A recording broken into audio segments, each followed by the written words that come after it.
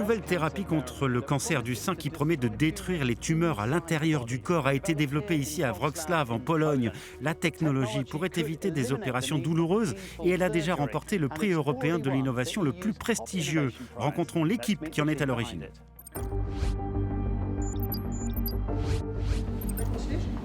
À l'école polytechnique de Wrocław, Joanna Bauer dirige l'équipe qui a conçu cette thérapie développée dans le cadre d'un projet européen. Appelée nanocargo, cette méthode consiste à injecter des nanoparticules directement dans une tumeur. Les tests en laboratoire sont concluants. On voit des cellules cancéreuses ici. Les vertes sont celles que nous voulons tuer. On voit là qu'elles sont toutes vivantes. Après 20 minutes, on peut voir qu'il y a de moins en moins de cellules que nous voulons éradiquer. Et enfin, après 30 minutes, grâce à l'utilisation de nos nanoparticules, nous les avons toutes éliminées. Pour comprendre comment fonctionne cette nanotechnologie, évidemment invisible à l'œil nu, Joanna Bauer nous montre une expérience. Ce flacon renferme des milliers de nanoparticules qui sont chauffées grâce à un rayon laser. Donc là, on chauffe nos nanoparticules et on peut progressivement en voir les effets. Ainsi, les nanoparticules, une fois dans la tumeur, seront chauffées grâce au laser et à un champ magnétique. Elles apporteront de la chaleur, ce qui éliminera les cellules cancéreuses, et en même temps, elles libéreront des médicaments.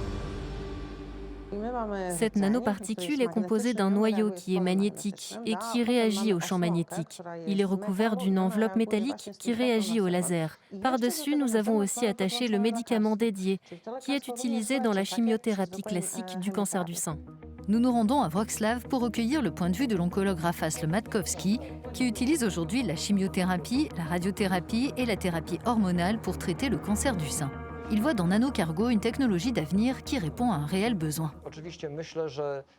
Bien entendu, dans l'immédiat, les médecins doivent encore beaucoup travailler sur leur traitement parce qu'aujourd'hui, aucun soin, aucune substance, aucune méthode thérapeutique n'est efficace à 100%. Pour Agata, qui a vaincu un cancer du sein, toute innovation aide à aller de l'avant, même si elle n'est pas encore disponible.